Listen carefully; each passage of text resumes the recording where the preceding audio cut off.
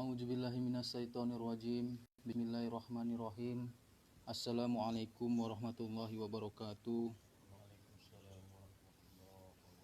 Alhamdulillahirabbil alamin. Wassalatu wassalamu ala asrofil anbiya'i wal mursalin wa ala alihi wa sahbihi rasulillahi azmain. Asyhadu an la ilaha illallah wahdahu la syarikalah wa asyhadu anna Muhammadan abduhu wa rasuluhu la nabiyya ba'. Tuan-tuan dan puan-puan yang dimuliakan Allah, marilah sama-sama kita panjatkan puji dan syukur kita kehadiran Allah Subhanahu wa taala, yang mana karena izinnya, rahmatnya, serta kasih sayangnya yang masih lagi memberi kita kesempatan untuk berkumpul mengaji pada malam Jumat ini, dan tidak lupanya kita menyampaikan selawat beriring salam kepada junjungan kita Nabi besar Muhammad sallallahu alaihi wasallam. Tuan-tuan dan puan-puan, saya lanjutkan kajian kitab hikam saya. Bismillah. Bahwasanya apabila ada seorang itu atas suatu hal yang tiada mufakat kehendaknya adalah ia takluk pada agama itu pada dunia, umpamanya telah mendirikan Allah Ta'ala akan dikau dalam pada makam ibadah dan muzahadah, maka jangan engkau menuntut keluar daripada demikian itu kepada makam yang terlebih tinggi daripadanya seperti makam ubudiyah. Maksudnya tuan-tuan dan puan-puan, dia bilang di sini, apabila ada seorang itu atas suatu hal yang diberikan Allah dalam dirinya, jangan ada dia menuntut sesuatu yang itu bukan kadarnya. Maksudnya yang dikasih Allah pada saat ini sama awak, itulah kadar awak, dan itulah yang harus awak terima. Kalau seandainya kadar kita ataupun memang diri kita masih tingkatan berusaha, tingkatan ibadah, jangan kita hendak keluar meminta kepada Allah, meminta keluar untuk digantikan ke derajat yang lebih tinggi. Seperti dia bilang ubudiyah tadi. Dia tidak begitu. Caranya kau terima saja yang dikasih Allah walaupun tingkatan kau memang betul-betul berusaha. Orang memang itu tingkatan awak. Tingkatan kita tuh masih tingkatan berusaha, bersungguh-sungguh gitu. Untuk melawan hawa nafsu kita. Tingkatan kita masih tingkatan ibadah. Saya jelaskan sedikit tentang ibadah. Kalau kata Tuan Guru tuh, perbuatan ibadah tuh ialah perbuatan yang awak tuh serta Allah. Di situ. Dan perbuatan ibadah itu sendiri pun sulit untuk kita dapatkan. Karena serta Allah ini sulit. Yang kebanyakan kita, serta nafsu kita. Namun kita diwajibkan untuk serta Allah. Baru namanya ibadah. Barulah dikatakan kita orang yang bersungguh-sungguh. Melawan hawa nafsu kita. Bersungguh-sungguh melawan hawa nafsu. Bukan bersungguh-sungguh yang lain. Dan kalau masih itu tingkatan kita, terimalah itu dulu. Bahayanya tuan-tuan dan puan-puan, bukan saya merendahkan atau apapun. Sudahkah kita di sini? Tingkatan ibadah yang namanya serta Allah, tingkatan orang yang bersungguh-sungguh melawan hawa nafsunya, sudahkah kita di sini? Jika sudah pun, tidak diperbolehkan kita meminta kepada Allah untuk keluar ke derajat yang lebih tinggi. Karena sebenarnya, bawaan orang yang memang derajatnya seperti ini, dia tidak akan boleh dan perasaannya tidak akan terpanggil untuk meminta kepada Allah. Apabila dia meminta kepada Allah untuk keluar dari derajatnya yang sekarang, dia akan ditegur oleh Allah Ta'ala. Tak sedap perasaannya, terhukum jiwanya. Itulah memang orang yang berjalan. Yang bahayanya, derajat belum sampai situ, belum sampai tingkatan ibadah serta Allah, belum sampai tingkatan bersungguh-sungguh, sudah dia mau mengakui dan mau keluar dia kepada tingkatan menyatakan sifat Allah. Itu yang berbahaya. Sedangkan berjalan saja pun dia belum. Kenapa dikatakan dia belum berjalan? Karena dia tidak serta Allah. Dia serta nafsunya. Orang yang serta nafsunya dia berjalan, itu belum dianggap orang yang berjalan. Orang yang serta Allah itulah orang yang berjalan. Karena Allah tuh yang memperjalankan dia, bukan dia yang berjalan. Bagaimana caranya? Sudah saya sampaikan kemarin. Tingkatan orang yang berjalan itu sebenarnya dia ingin mendapatkan tingkatan kehambaannya. Kalau sudah dapat tingkatan kehambaannya, ya, barulah dapat dia tingkatan Tuhannya. Maksudnya diambil alih ia oleh Tuhannya. Kita berusaha dulu untuk mendapatkan tingkatan kehambaan kita. Dengan cara apa? Bersungguh-sungguh. Buat ibadah. Mengerjakan sholat. Kalau kita serta Allah, ibadah namanya. Tapi kalau kita mengerjakan sholat, tidak serta dengan Allah, hanya dengan hawa nafsu kita, dengan kebiasaan kita, bukan ibadah namanya. Kalau kata ayah saya dulu, beo, ikut-ikutan. Atau takut siksaan. Atau karena janji Tuhan. Makanya dia berbuat ibadah. Padahal seharusnya diwajibkan bagi dirinya. Serta ia dengan Tuhannya. Dan yang jadi pertanyaan, bagaimana caranya Tuhan? Agar kita serta dengan Tuhan. Sudah saya sampaikan kemarin. Pandang perintahnya. Bukan pandang perbuatan ibadahnya. Pandang dulu perintahnya. Bahwasanya kita mengerjakan amal ibadah itu memang karena perintah Allah. Bukan karena tuntutan kita. Maka serta sama Allah lah kita tuh. Dengan Allah lah kita tuh. Nah itulah orang yang dijaga hatinya oleh Allah. Sungguh-sungguhlah dia. Berjihad di jalan Allah. Memerangi hawa nafsunya. Tapi kenapa kebanyakan orang nih tuan-tuan dan puan-puan. Kebanyakan orang yang berjalan tuh. Kenapa kok jelek kali kelihatannya? Maksudnya dia derajatnya belum sampai. Namun diceritakannya derajat yang memang melampaui derajatnya. Itu kan jadi jelek dia. Jeleknya di mana? Tak sesuai dengan perbuatannya. Karena sebenarnya orang yang berjalan saja pun, tuan-tuan dan puan-puan, akan dihukum dirinya apabila dia mengeluarkan sesuatu yang itu bukan derajatnya. Fasik kata ayah saya. Paham fasik kan? Gitu. Dia menceritakan melampaui derajat dirinya yang bukan derajat dia. Dilarang itu. Tandanya nanti itu tuan-tuan dan puan-puan. Walaupun dia banyak cerita, itu proses dari perjalanan dia. Cuman yang diceritakannya bukan dirinya. Kebenaran Tuhannya. Saya kan juga berproses, tuan guru juga berproses, tuan-tuan juga berproses. Tuan guru besar juga berproses. Cuman bedanya, kita tak hidup di zaman orang tuh untuk menyaksikan orang tuh berjalan. Gitu.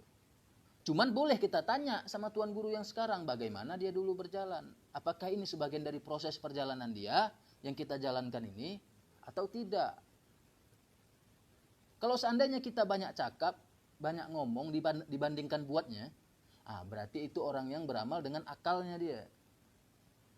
Tapi kalau orang yang memang betul dia beramal dengan buatnya, walaupun dia banyak cakap, cuman dia usahakannya dengan buatnya, inilah ciri-ciri orang yang berjalan. Dia akan, dia akan kekurangan terus dengan ridho Allah tuh. Seandainya dia menyakiti hati seseorang, dia akan cepat untuk meminta maaf. Begitulah dia, karena datang teguran dalam hatinya. Gitu. Sebenarnya yang dikejarnya bukan yang lain daripada Allah, Allah itu sendiri. Allah itu sendiri yang memperingatkan dia. Jangan ada yang lain dalam hatimu kecuali aku. Kalau kau menyakiti seseorang berarti kau menyakiti aku karena itu ciptaanku. Maka cepat kau minta maaf. Itu bukan untuk dia, untuk dirimu, mensucikan hatimu. Itu belum lagi derajat orang yang menyatakan sifat Tuhan ya. Sebenarnya tuan-tuan dan puan-puan, bedanya orang yang sudah derajat menyatakan sifat Tuhan sama orang yang berjalan tuh bedanya sedikit. Dia sudah mendapatkan tawakal Allah tuh, mendapatkan ikhlas, mendapatkan diri Allah Ta'ala tuh. Cuman orang yang berjalan nih, dia belum. Cuman datang juga sama dia. Datang satu sebab untuk menyatakan sifat Tuhannya. Misalnya contoh, kan saya contohkan, ada datang orang minta tolong. Orang yang sudah kenal sama Allah Ta'ala itu sendiri pun datang, orang juga minta tolong sama dia. Bedanya orang yang berjalan itu masih berperang hatinya.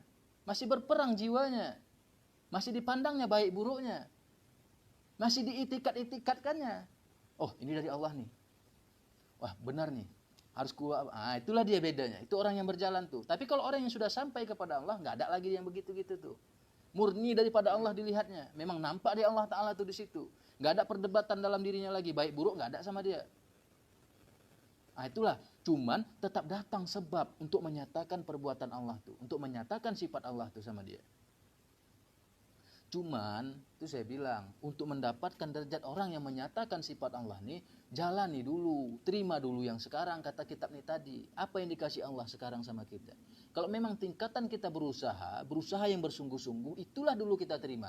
Jangan kita minta kepada Allah untuk keluar ke derajat yang lebih tinggi. Saya yakin nih, tuan-tuan dan puan-puan, kalau perempuan tidaknya banyak. Perempuan nih ya, tidak banyak keinginan dia.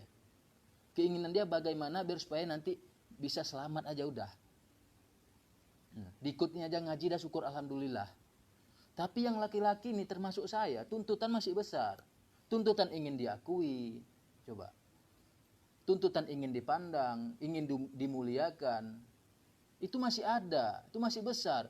Tuntutan agar perkataan kita didengarkan orang, dibuat orang. Kalau misalnya nggak didengar nanti awak sakit.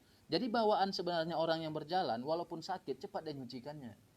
Karena dia tahu yang cakep tadi sebenarnya nafsunya. Dan kalau ada pun orang bantah pada saat itu, Allah sayang sama dia. Maka tak disalahkannya orang yang bantah. Dianggapnya itu, inilah perjalananku ya Allah. Diambilnya dalil ke belakangnya. Ya Rasulullah pun juga dulu begitu. Guru-guruku juga dulu begitu. Jadi lemah hatinya, lemah jiwanya. Nggak ada kekerasan lagi dalam hatinya. Yang merasa diri hebat tuh nggak ada lagi. Cepat dia tariknya. Cepat dia pulang kepada Allah tuh. Ini enggak. Kita bilang kita orang yang berjalan. Kita masih ingin dipandang. Kita masih ingin diakui. Kalau omongan kita tak didengarkan sama orang lain, kita sakit. Malah kita musuhi dia. Tak kita cakapi dia. Kita putus tali silaturahmi kita. Itulah menunjukkan dia beramal dengan akalnya. Bukan dengan hatinya. Dan kalau bisa saya bilang, berjalan pun dia belum. Kalau memang betul dia berjalan, dia akan berusaha mati-matian untuk mensucikan hatinya, apapun caranya. Kalau kata Tuan Guru itu dulu begitu. Tak peduli walaupun dia harus mencium tangan anak kecil sekalipun. Kalau memang itu satu kebenaran dipandangnya, tak akan malu dia untuk cium tangan anak kecil itu. Karena apabila dibuatnya, ini pengalaman saya lah nih. Apabila kita sudah melawan hawa nafsu kita atas izin Allah tuh, atas izin Allah ya. Awalnya memang berat. Untuk melawan hawa nafsu itu. Untuk mendatangi orang yang nyakiti kita. Datangi orang yang fitnah kita. Itu memang berat. Sakitnya luar biasa. Apabila kita memang betul-betul untuk minta maaf. Namun setelah kita minta maaf sama dia. Lepas beban itu. Ringan seringan-ringannya. Nampaklah kita nikmat Allah Ta'ala itu. Barulah kita bisa merasakan Allah yang sebenarnya. Wih, ini rupanya Allah tuh. Tak ada beban kita lagi. Cuman selama ini kita ikuti hawa nafsu kita. Apabila ada orang yang menyakiti kita, kita tidak berusaha untuk meminta maaf sama dia. Kita masih juga megang bahwasannya kita tak salah. Dia yang harus minta maaf. Ataupun kita masih mandang derajat kita. Sesama ikhwan nih ya. Saya juga kemarin bilang sama Tuan Paijo. Saya bilang begini. Di antara kita yang duduk di sini nih Tuan. Saya bilang. Kita tak ada yang sehati nih. Masing-masing menentukan diri sendiri. Mentingkan diri sendiri. Saya bilang. Tuan ini berusaha untuk nyucikan hatinya. Yang ini juga untuk berusaha untuk nyucikan hatinya. Enggak ada mikirkan ikhwan yang lain tuh enggak ada. Seharusnya apapun yang keluar dari mulut guru tuh jangan ditarik ke diri awak juga. Belum tentu karena awak akan balik nanti ke sangka baik ataupun buruk. Sama tuh, ini untuk aku nih. Ini pasti untuk aku nih. Itu sangka baik dan buruk. Iya kalau betul. Kalau tak betul cemana? Berdosa sama guru awak. Caranya pandang aja yang keluar dari mulut guru tuh daripada Allah. Jangan awak tarik ke diri awak untuk aku nih, untuk nggak ada tuh. Yang ada hati kita makin keras, jaga-jaga kita antar ikhwan yang lain. Apalagi memang kalau kita bisa lihat ikhwan yang lain tuh yang dituju sama Tuan Guru, senang kali hati kita. Ini untuk si Polan nih. Waduh, semakin besar lah, semakin tebal lah wujud akuan dirinya. Pandang aja keindahan guru tuh, saya bilang. Pandang aja yang keluar dari mulut guru tuh ialah perkataan Allah yang tidak dikehendaki awak. Yang tak dikehendaki nafsu kita itu yang daripada Allah. Pandang aja itu. Saya bilang, kalau kita berusaha untuk menjaga hati, terbitnya nanti sangka baik dan buruk. Ria. Tinggi hati. Itulah terbitnya kalau kita yang menjaga hati. Tapi kalau Allah yang menjaga hati, terbitnya akan kasih sayang. Ikhlas. Tawakal. Pasti dengan senyuman. Tak akan ada rasa keberatan dia. Kalau Allah yang menjaga hatinya. Karena Allah yang memerintahkan dia untuk mensucikan hatinya. Tak dikasih Allah dia untuk mengotori hatinya lagi. Kau sudah berusaha sampai di sini, jangan kau kotori hatimu lagi. Ada aja sikit tersentik hatimu, disakiti orang, cepat kau minta maaf, walaupun dia tak salah. Nah, diperintahkan Allah dia. Dikejarnya tuh. Karena kalau seandainya dipendamnya, ini penyakit makin besar sama dia. Besar terus, makin besar, semakin sempit. Seharusnya lapangnya hatinya tuh, semakin sempit nih, dengan kotoran yang ada. Kebanyakan dari kita nih, kita pertahankan kotoran yang sudah berkerak nih. Inilah saya contohkan sedikit, inilah kita.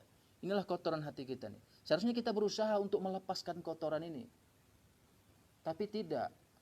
Ini kita dekat terus kotoran ini. Kita masih nyaman dengan kotoran ini tadi. Lalu kita mau berharap sama Allah untuk menjumpai Allah dengan keadaan yang begini. Ya tidak bisa. Terima dulu ketentuan Allah untuk menghancurkan kotoran kita nih. Begitulah dia. Nanti kalau udah kotoran itu tercabut, ringan dia. Coba tes dulu, walaupun sakit dia. Sakit, gimana tuh? Tidak ada yang tak sakit untuk kepada Allah nih. Cuman asalkan tuan-tuan dan puan-puan tahu, yang sakit itu bukan kita. Nafsu. Kalau kita rasa sakit, berarti kita pakai pakaian nafsu. Tapi kalau kita pandang bala musibah itu bukan kesakitan, bukan musibah, bukan hukuman, tapi karena kasih sayang, berarti kita pakai pakaian Allah Ta'ala, pakaian hamba. Inilah sebenarnya yang harus kita pakai, pakaian si hamba. Pakaian hamba ini mudah, tak ada beratnya. Kau diperintahkan gurunya ke sana, pergi dia. Kau dalam hatinya ada tak enak sedikit aja, minta maaf dia. Makanya kata ayah saya itu belajar dia dulu untuk tidak lepas wuduknya, bukan hanya tersentuh perempuan ataupun buang angin aja. Ada aja rasa tak sedap dalam hatinya, dia udah ngambil wuduk lagi. Saya tahu maksud ayah saya itu apa. Bukan hanya wuduk zahir, wuduk batin dia. Wuduk perasaan dia. Apabila ada sedikit aja perasaan dia terkotori, maka dipulangkannya sama Allah. Ya Allah, ingat dia dengan Tuhannya. Ingat Allah namanya. Ya Allah, sucikan hatiku ya Allah. Kalau memang ini yang buat hatiku kotor, aku rela untuk minta maaf mendatangi dia. Maka cepat dia datang minta maaf. Agar ini tak jadi kotoran dalam hatinya. Agar terus dia merasakan Tuhannya. Karena orang yang sudah tak terkotori hatinya, senantiasa setiap harinya dia merasakan Tuhannya. Hanya hamba yang bisa merasakan Tuhannya. Kalau dia tidak hamba, tidak akan pernah dia merasakan Tuhannya. Maka sebelum tawajuh kan diseru, ya ayyuhan nafsul mutmainnah, wahai jiwa yang tenang, irji'i, kembali engkau. Kembali kita kepada Tuhan kita. Tunggu kita memang betul-betul tenang. Orang yang tenang itulah hamba. Udah nggak ada lagi pikirannya sana kemari, udah nggak ada lagi tuntutan ini tuntutan itu, udah ringan aja hidupnya, udah tenang dia. Maka diambil, diseru dia sama Tuhannya, kembali engkau, kau rasakan aku. Setelah kau tenang. Ini enggak, kita tak pernah tenang, ada aja. Dalam sholat aja pun kadang bercabang-cabang, ngaku aja landil. Dalam sholat tak pernah kita tenang tuh. Kalau tak terpandang aja sesuatu yang udah kita kerjakan, sesuatu yang belum kita kerjakan tuh terpandang pada saat kita sholat, itu tandanya kita belum tenang. Makanya dia bilang tadi, mupakatkan akal kita sama perasaan kita, sama nafsu kita nih, semua dimupakatkan dia. Jadikan dia satu. Maksudnya jangan jadi nafsu atau akal, jadilah dia diri si hamba. Insya Allah mudahlah perjalanan kita. Setiap hari kita mengenal Tuhan kita, barulah kita tahu siapa guru kita yang sebenarnya. Yang keluar dari mulutnya itu apa. Kalau tidak, sampai kapanpun terdindinglah tuh. Cakap guru hanya biasa sama kita. Kalau misalnya guru bilang, Tuan, nanti jangan lupa Tuan ngaji ya. Itu biasa tuh. Tuan, nanti jangan terlambat. Itu biasa tuh. Dia pasti akan ngulanginya lagi. Karena tak akan nampak dia hakikat atau kebenaran dari yang dikeluarkan gurunya. Terhijab dia terus. Jadi pesan saya tuan-tuan dan puan-puan, bersungguh-sungguhlah dulu kita. Bersungguh-sungguh kita buat aja dulu amal kita. Memang itu memang karena perintah Allah, bukan karena sesuatunya. Kita buat aja itu dulu, nanti akan dipindahkan Allah dengan sendirinya. Ya, ke derajat orang yang memandang Allah. Orang yang di dalam hatinya hanya Allah. Nanti sampai nanti di apa ya Allah lagi dia dengan tingkatan orang yang menyatakan sifat Allah. Mungkin itu saja yang bisa saya sampaikan tuan-tuan dan puan-puan. Lebih dan kurang saya mohon maaf. Saya sudahi. Wabillahi taufiq wal hidayah. Assalamualaikum warahmatullahi wabarakatuh.